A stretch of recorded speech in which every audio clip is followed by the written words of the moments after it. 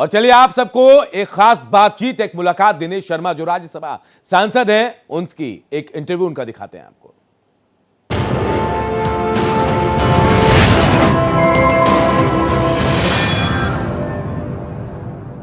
कोई अगड़ा नहीं है, कोई पिछड़ा नहीं है, सब भारत मां के लाल हैं। बोलो भारत माता की। ब्राह्मण एक जाति नहीं है, ब्राह्मण एक संस्कार का नाम है। नमस्कार दर्शकों, भारत एक्सप्रेस की तरफ से ये नई पेशकश प्रस्तुत करते हुए मैं याना मीर लखनऊ शहर से। आज हमारे साथ गेस्ट के तौर पे जो शख्स मौजूद हैं वो किसी भी तारीफ के मोहताज नहीं है। इनकी राजनीति करने का निराला अंदाज आजकल देश भर में छाया हुआ है। सबको अपने सरल और सौम्य स्वभाव से जीतने वाले पूर्व उप मुख्यमंत्री रह चुके, पूर्व महापौर रह चुके, बीजेपी के नेशनल वाइस प्रेसिडेंट रह चुके और सदस्यता अभियान के राष्ट्र प्रभारी रह चुके और आज राज्यसभा के नए नए सांसद बने डॉक्टर दिनेश शर्मा आज हमारे साथ मौजूद हैं। बहुत बहुत स्वागत है आपका हमारे शो। आप मुझसे प्रश्न करने के लिए आए भारत एक्सप्रेस की टीम का। मैं इस ऐतिहासिक महानगरी, कहते यह है कि वीरवर लक्ष्मण जी का आगमन हुआ और ये महानगरी लक्ष्मण नगरी के रूप में चर्चित हुई और एक समय का अंतराल बदला और अंतराल बदलने के बाद इस महानगरी को नवाबों के समय नाम दिया गया लखनऊ। और आज आप सीधे से जुड़ी हुई तमाम चीजों को मुझसे प्रश्न करने के लिए आए हैं। निश्चित रूप में मेरे लिए प्रसन्नता का विषय है। पंडित केदारनाथ शर्मा, आपके पिताश्री, उनके बारे में जानना चाहेंगे। जो उनकी संघ के प्रति समर्पण के भाव थे उसके बारे में जरा। मेरे पिताजी का जन्म यहीं पर हुआ था। वो एक कर्मकांडी ब्राह्मण थे। पूजा पाठ जहाँ हमारे बाबा भी करते थे, पिताजी भी करते थे, लेकिन उसके साथ साथ वो वेद पाठ से कंठस्थ था और वो एक, जिसको कहना चाहिए, संस्कारवान और धर्मनिष्ठ व्यक्तित्व के धनी थे और एक अच्छे पहलवानों में उनकी गणना होती थी। मुंशी नवल किशोर स्टेट में वो पूजा पाठ के लिए भी जाते थे और बाद में उन्होंने वहां से रद्दी कागज का व्यवसाय, उनके प्रेस से जो कटिंग निकलती थी, वेस्ट पेपर निकलता था, उसको बेच के उन्होंने अपना बिजनेस भी स्टैब्लिश किया था। 10 रुपए से एक श्याम सुंदर शुक्ला जी थे, यहाँ शुक्ला मनसादीन शुक्ला इंटर कॉलेज है, उसके प्रबंधक, उन्होंने 10 रुपए दिया था पिताजी को। पिताजी ने लाखों रुपए उसका इंटरेस्ट चुकाया होगा, लेकिन वो 10 रुपए उनको वापस नहीं किए, उससे बिजनेस शुरू किया और सारे जो राष्ट्रवादी सोच की चीजें थी उसमें वो सम्मिलित रहते थे। ऐशबाग रामलीला में वो मैं समझता हूँ 70 साल से ऊपर वो जुड़े रहे। जगन्नाथ रथ यात्रा समिति, गणेश पूजन समिति, जो लखनऊ में बजरंगबली का मंगलवार को भंडारा होता है, उसके भी प्रारब्ध के कुछ लोगों में एक वो भी थे। सामाजिक संस्थाओं में दर्जनों संस्थाओं से वो जुड़े थे, लेकिन पिताजी का जो समर्पण का भाव था वो पद कभी नहीं लेते थे और सभी लोग उनका सम्मान करते थे। अटल जी तो कभी कभी उनको बड़े स्नेहपूर्ण तरीके से दुर्वासा जी बोल देते थे, क्योंकि पिताजी खरे खरे शब्द बोलते थे। आपके बारे में ये सुना गया है कि पढ़ाई में आप इतने तेज थे कि छठी कक्षा में ही या शायद तीसरी कक्षा में ही आपने इंटर की और हाई स्कूल की किताबों का अध्ययन शुरू कर दिया था और इसकी वजह से आपको टाइटल भी पड़ा था गुरु। सब आपको गुरु बोल के बुलाते थे। तो इससे कैसे आप प्रभावित हो गए करियर में और एकेडमिक? देखिए, बचपन से मुझे पढ़ने का शौक था। मेरी माँ साहित्य रत्न विशारद थी। वो बड़ी प्रेरणादायी कहानियां भी सुनाती थी और अलग उनकी एक मातृ शिक्षा है, बड़ी सबल थी, संस्कारवान। और मुझे बचपन से पढ़ने का शौक हो गया। मैंने छोटा मोटा पुस्तकालय घर में सैकड़ों किताबों का पुस्तकालय बना दिया था और मेरे सामने एक गुप्ता जी परिवार रहते थे। उनके 2 बच्चे थे, एक हाई स्कूल में था, एक इंटर में थे। गुप्ता जी रेलवे में काम करते थे, शाम को लौटते थे, वो बच्चों को कह रखे थे कि तुमको पढ़ते दिखाई पड़ो। अब वो लोग पढ़ाई में उनको मन नहीं लगता था। उस समय मनोहर कहानियां और सत्य कथा पढ़ा करते थे और जब वो उनके पिताजी आते थे तो बेल्ट निकाल के उनको मारते थे कि तुमने होमवर्क किया कि नहीं किया। तो वो जो होमवर्क होता था उसके लिए मेरे पास आ जाते थे और गोदी में लेके गुरुजी करके साइकिल में घुमा लाए और अपना होमवर्क मुझसे करा लेते थे। और और मुझे गोदी में लेके गुरुजी कहने लगे। तो मुझे लगा ये गुरु शब्द बहुत बड़ा है। अम्मा से मैंने पूछा कि अम्मा ये गुरु क्या बड़ा होता है? बोले हाँ, ये गुरु को चपरासी से लेकर और गवर्नर तक के लोग, बच्चे जो होते हैं वो गुरु से शिक्षा पाके आगे बढ़ते हैं। मैंने कहा मैं टीचर बनूंगा। आपको स्टूडेंट राजनीति के चाणक्य भी कहा जाता है। सो आपने अपनी करियर की शुरुआत ही स्टूडेंट पॉलिटिक्स से की, तो आपको दिलचस्पी कैसे हुई सामाजिक और राजनीतिक गतिविधियों में? देखिए, राजनीतिक गतिविधियों को तो मैंने अपने घर में देखा था।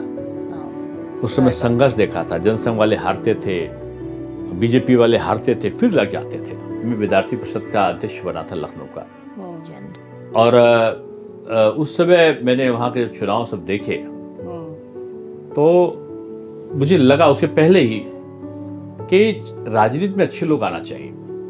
और मैंने एपॉलिटिकल, जो अराजनीतिक छात्र संघ की गठन हो, उसके लिए मैंने नारा दिया था। और लखनऊ विश्वविद्यालय छात्र संघ के कई लोगों को मैंने लड़ाया, और मैं जो अपने प्रत्याशी को लड़ाता था वो इत्तेफाक होता था कि सभी जगह वो जीत जाते थे। और बाद जब जीत जाता था तो वो विश्लेषण करके लिखते थे कि जीता इसलिए कि वो श्रेय मुझे झूठा देते थे कि सही देते थे, मैं नहीं कह सकता हूँ, लेकिन वो मुझे श्रेय देते थे कि फलाने ने सपोर्ट किया। और फिर अपने आप से ही अखबारों का सृजन था कि उन्होंने मुझे छात्र राजनीति का चाणक्य करके संबोधित करना शुरू किया। 2006 में लखनऊ मेयर इलेक्शंस लड़ने का मौका, या फिर कह सकते हैं जिम्मेदारी, आपको अटल बिहारी वाजपेयी जी ने खुद दी थी, और इसमें आप समाजवादी पार्टी के अलावा कांग्रेस के सभी उम्मीदवारों को शिकस्त देते हुए विजयी घोषित हुए। क्या तब आपको लगा था ये संभव होगा?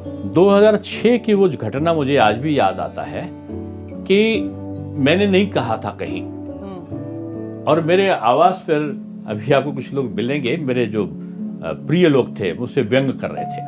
वो कह रहे थे कि भाई साहब, आप कभी ना विधायक लड़ोगे, ना सांसद लड़ोगे, ना मेयर लड़ोगे, और आप हम लोगों को भी आपके साथ में ऐसी जिंदगी बितानी पड़ेगी। तो मैंने हंसी में कहा नहीं, ऐसा नहीं है, देखना एक दिन अटल जी का फोन आएगा। मतलब आपको लगा था कि संभव होगा? ना, कभी नहीं। तो उनको समझाने के लिए मैंने कहा। अच्छा। और ये दिन में बात हुई, और मतलब 12-1 बजे बात हुई होगी, 4 बजे अटल जी का फोन आया। कोई निजी सचिव नहीं, कुछ नहीं, डॉक्टर वाजपेयी बोल रहा हूं, तुझे चुनाव लड़ना है। काहे का चुनाव लड़ना है? 2 दिन बचा है मेयर के लिए। अच्छा। मैंने कहा मैं कैसे लड़ सकता हूँ, मैंने तो कोई पैसा भी इकट्ठा नहीं किया है, और मैं इतना चुनाव लड़ने की दृष्टि से मैंने काम भी नहीं किया है, मैं कैसे लड़ूंगा? बोले पैसे से चुनाव नहीं जीता जाता, और ये निर्णय है और तुम्हें मानना होगा। जन लोकप्रियता से। और उसके बाद मैंने उनसे कहा कि आप आएंगे क्या? बोले अरे मैं नगर निगम के चुनाव में जाऊंगा। तुमको फिर मैं कैसे लड़ूंगा? अच्छा मैं आऊंगा। ईश्वर की अनुकंपा हुई कि मैं अच्छे वोटों से भी जीता। और आपकी ये जो जीत और का सिलसिला था वो लगातार चलता गया। 2012 में फिर आप विजयी घोषित हुए।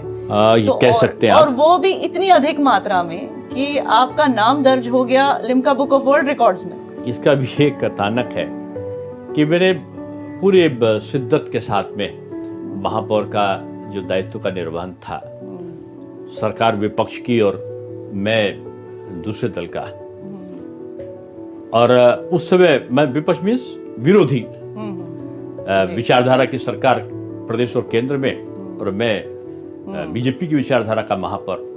कठिन था काम करना।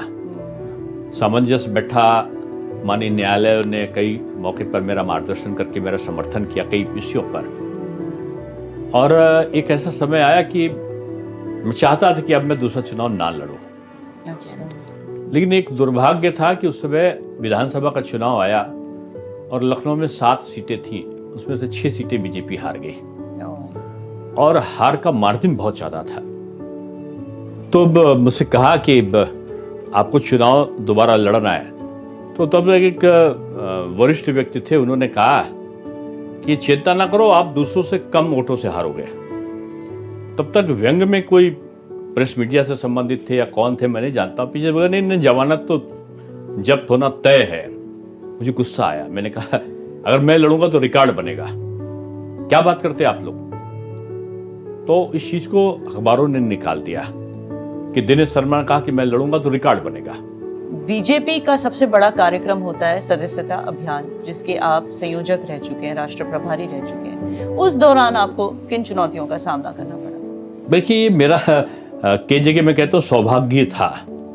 महापौर बनने के बाद जब मैं जीत कर गया दूसरा चुनाव, तो मान ली लाल कृष्ण आडवाणी जी, मुरली मनोहर जोशी जी, अरुण जेटली जी, राजनाथ सिंह जी, समुद्रा गडकरी जी अध्यक्ष थे उस समय, मानी नितिन गडकरी जी, ये ऐसे लोगों ने मेरा सार्वजनिक अभिनंदन बीजेपी की बैठक में किया, बुला के किया मुझे अकेला, क्योंकि मैं इतना वोटों से जीता था। मेरा कोई सोर्स नहीं, कोई सिफारिश नहीं, कोई चीज नहीं, और बुला के इतने बड़े बड़े लोगों ने सम्मानित किया। और उसके बाद जो चुनाव आया, सरकार बन गई। चुनाव में मुझे तमाम दायित्व थे, दौड़ने के, इधर उधर दौरा करने के, मुझे कई जगह भेजा जाता था। और अचानक एक दिन मुझे किसी ने कहा कि मैं आदरणीय राजनाथ सिंह जी के एक रेलवे का कोई उद्घाटन था, वहां पर बैठा था, मैं सामने के रो में बैठा था। आदरणीय मोदी जी सदस्यता महाअभियान का प्रारंभ करने जा रहे थे, और अमित शाह जी ऐसा सबल, जो जिसको कहना चाहिए एक संगठन करता, उसमें राष्ट्रीय अध्यक्ष थे। नड्डा जी जो आज राष्ट्रीय अध्यक्ष, वो संचालन कर रहे थे।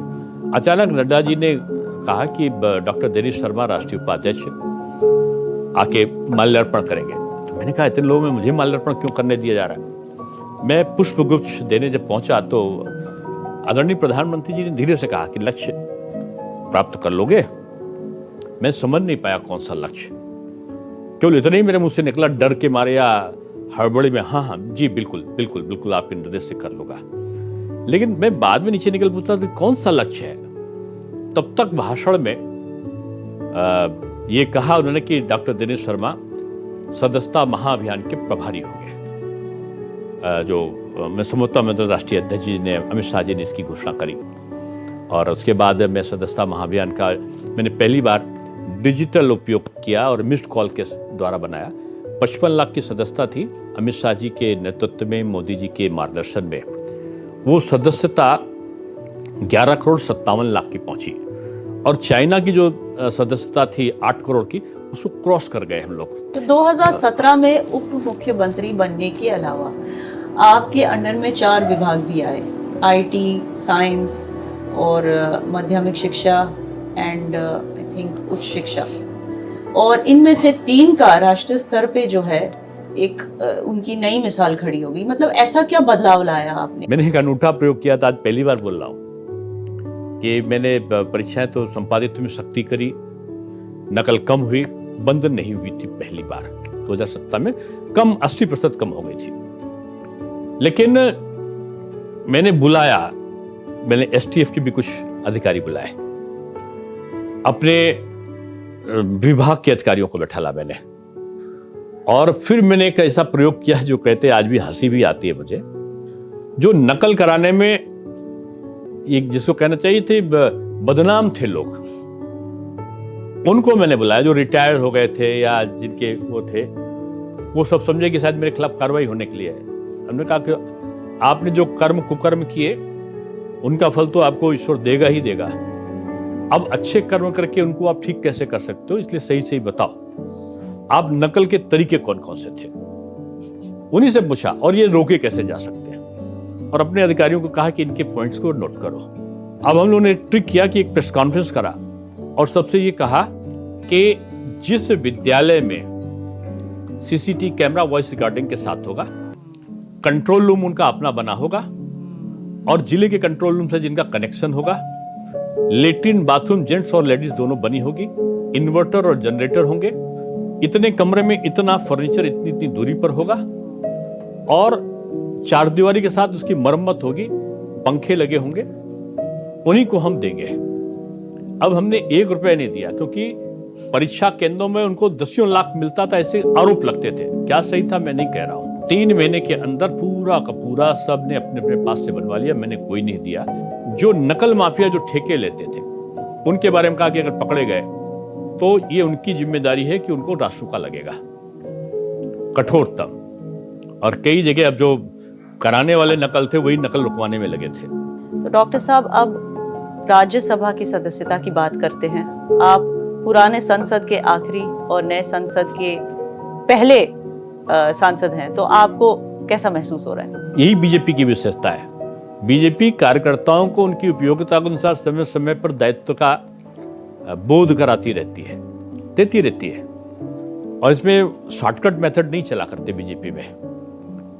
और मैं जब वहाँ पहुँचा तो मुझे पुरानी बिल्डिंग का, जो पुरानी ऐतिहासिक इमारत थी संसद भवन, शपथ लेने पहुँचा तो श्रद्धेय उपराष्ट्रपति महोदय जो सभापति हैं, उनका डॉक्टर साहब आपको इसका अंदाजा है कि आज आपने 2 रिकॉर्ड बनाए हैं। मुझे सही में नहीं अंदाजा था। बोले आज राज्यसभा में पुरानी बिल्डिंग, जो पुरानी संसद भवन है, उसकी शपथ लेने वाले आप अंतिम व्यक्ति हैं, और 24 घंटे के अंदर नए सांसद के रूप में आप नई बिल्डिंग में प्रवेश करने वाले प्रथम व्यक्ति हैं। तो ये मेरा सौभाग्य था कि मुझे जाने का। पूछना चाहती हूँ on a lighter note, on a personal note, जिस दिन अटल बिहारी जी का आपको पहली बार फोन आया था, या जिस दिन आप महापौर इलेक्शन जीते थे, या जिस दिन आप उप मुख्यमंत्री बने थे, या जिस दिन आप राज्यसभा सांसद बने थे, क्या वो दिन मंगलवार का था?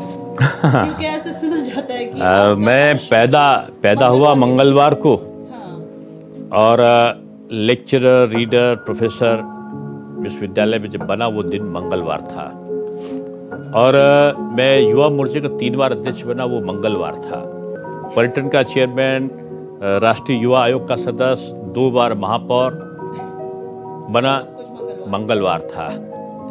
राष्ट्रीय उपाध्यक्ष और सदस्यता महाअभियान का प्रभारी बना, मंगलवार था। विधान परिषद में नेता सदन बनाया जिस दिन घोषणा करा, कहा तो मुझसे डिस्कशन तो पहले हुआ था, लेकिन जिस दिन घोषणा हुई वो मंगलवार था। और अभी जब मैं प्रवेश कर रहा था राज्यसभा सदस्य के रूप में शपथ लेके पहली बार नई बिल्डिंग में, तो वो मंगलवार था। तो बजरंगबली श्री हनुमान की अनुकंपा अपने भक्तों पर रहती है। शायद क्योंकि आपके पिताश्री भंडार लगाते थे हनुमान मंदिर में। मैं भी 5 भंडारा लगाता हूँ।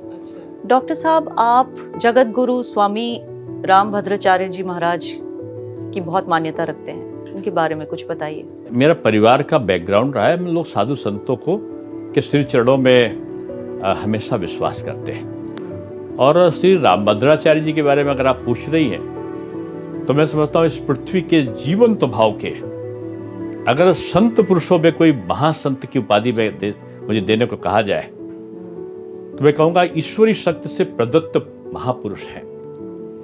रामभद्राचार्य जी से मेरा परिचय नहीं था। मेरा विवाह हुआ तो काफी चर्चा में आया था। थोड़े दिन के बाद ही मेरी श्रीमती जी सर्विस करने लगी थी। वो सुबह 8 बजे जाती थी और 4 बजे लौटती थी। घर में खाना नौकर लोग बनाते थे। खीर वो भी नहीं खाते थे, खीर मैं भी नहीं खाता था। अचानक बाहर ये लड़का जो भी आया था, ये दौड़ता हुआ आया और उसने कहा कि एक अंधे बाबा जोर जोर से रो रहे हैं। मैं भागा भागा गया तो एक छोटे से लड़के का हाथ पकड़े हुए श्रद्धेय रामभद्राचार्य जी खड़े थे और जोर जोर से कह रहे थे, मेरी माँ को मिलवा दो, मेरी माँ को मिलवा दो। मैंने प्रणाम किया। मैंने पूज्यवर मैं डॉक्टर दिनेश शर्मा हूँ। बोले, मेयर साहब मैं जानता हूं तुम भूल गए हो पूर्व की बातें। और वो आए और आने के बाद उन्होंने जोर जोर से चिल्लाया कि मेरी माँ खीर बना रही। हम अंदर लड़कों से कहा कि भाई क्या खीर बन रही? तो उसने कहा हाँ, अब कौन खाएगा? तो बोले खाता नहीं, वो आज पूर्णिमा का दिन है और भाभी जी व्रत रहती हैं, तो वो अभी यूनिवर्सिटी से आ गई हैं, वो खीर बना रही हैं, प्रसाद चढ़ा के फिर चली जाएंगी। मैंने कहा उनको बुला के लाओ। तो आने पे बिल्कुल जैसे पुत्रवत कोई अभिवादन करता है, ऐसा पूज्य रामभद्राचार्य जी ने उन्होंने प्रणम्य भाव से, जैसे एक माँ से बेटा मिलता है, ऐसे वो मिले। उनका अद्भुत चमत्कार मैंने जब देखा तो मैं अचंभित था। मैंने इसका जिक्र नहीं किया था, लेकिन अभी एक बहुत बड़ी 1 लाख से लोग ऊपर रहे होंगे एक कथा थी, उसमें स्वयं रामभद्राचार्य जी ने इस विवरण को लोगों के सामने सुनाया था। तो मैंने उनमें अजीब सी शक्ति देखी है, आध्यात्मिक शक्ति, बौद्धिक शक्ति। डॉक्टर साहब, अटल बिहारी वाजपेयी से शुरू करते हुए राजनाथ सिंह जैसे बड़े बड़े दिग्गज नेताओं के आप पर्सनल कैंपेनर रहे हैं और जिनका भी आपने संयोजक किया, चुनावी संयोजक, वो जीत गए। इसका क्या रहस्य है? इसका रहस्य तो वो इतने बड़े नेता थे, उनका काम था, इसलिए वो जीते। लेकिन ये मेरा सौभाग्य था कि मैं आदरणीय अटल बिहारी वाजपेयी जी के लगभग सभी चुनाव में उनकी प्रबंध चुनाव संचालन समिति से मैं जुड़ा रहा, और उनका जो अंतिम चुनाव था उसमें मेरे पास काफ़ी बड़ी जिम्मेदारियां थी। माननीय कलराज मिश्र जी का जो विधानसभा चुनाव हुआ उसका मैं संयोजक था। आदरणीय राजनाथ सिंह जी के दोनों चुनाव का मैं संयोजक रहा हूँ। आदरणीय लालजी टंडन जी का लोकसभा का जो चुनाव था उसका संयोजक भी मैं था। आदरणीय उमाश्री भारती जी को भी चुनाव लड़ाने के लिए मैं मध्य प्रदेश तक जाता था।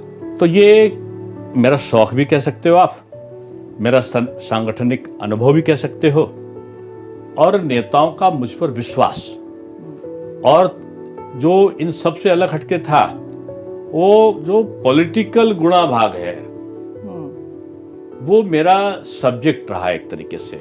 डॉक्टर साहब, आपने अपनी माँ के आदर्शों को हमेशा अपने जीवन में प्राथमिकता दी है। अब भगवान को तो नहीं देखा मैंने, लेकिन मैं ये मानता हूं कि जीवंत भाव में देव स्वरूप कर कोई होता है तो माता और पिता होते हैं। विपन्नता की स्थिति में भी 8 बच्चों को पाला था। वैसे हम लोग 9 भाई बहन हैं, और वो उसमें भी वो सुखी कैसे रहा जाए वो एक अद्भुत उनका वो था। उनका जीवन भी बड़ा कष्टमय रहा शुरुआती दौर में। क्वेटा में भूकंप आया या कुछ इस प्रकार की घटना घटी तो वहां से सब लोग भागे, नाना वहीं छूट गए, और नानी गोद में लेके अम्मा को वो ट्रेन में बैठी। ट्रेन कहीं गई, फिर दूसरी ट्रेन पे बैठी, फिर तीसरी ट्रेन पे बैठी, बैठते बैठते कहाँ जाना पता ही नहीं। जहां सब लोग भागते तो वहीं पीछे, जैसे गांव के महिलाएं होती वैसे हमारी नानी, हमारी छोटी सी अम्मा की छोटी सी उम्र रही होगी, तो लेकर वो चलते चलते वो लखनऊ में ट्रेन आ गई, यानी अंतिम पड़ाव लखनऊ का था। तो सारे लोग उतरे, लेकिन रास्ते में क्या हुआ कि नानी ने अम्मा को दूसरे छोड़ के कुछ लेने गई, पानी वगैरह, ट्रेन चल गई, वो दूसरे डिब्बे में बैठ गई। अब अम्मा छोटी सी खड़ी होके रो रही थी स्टेशन पे जोर जोर से। नानी कहाँ थी पता नहीं, लेकिन उस समय सामाजिक सेवा के लिए बहुत चर्चित थी आदरणीय, मैं उनको नानी जी बोलता था, श्रद्धेय रानी लीला रामकुमार भार्गव। ये मुझसे नवल किशोर स्टेट की ही रानी साहब थी। रानी साहब मुझे बताती थी कि बेटा तेरी माँ को मैंने देखा तो और बच्चों की तरह इसको अनाथालय भेजती, लेकिन ये दौड़ती हुई पता नहीं क्यों आके चिपक गई मेरे, अम्मा अम्मा करके बोलने लगी। तो मैं इसको अपने घर ले आई।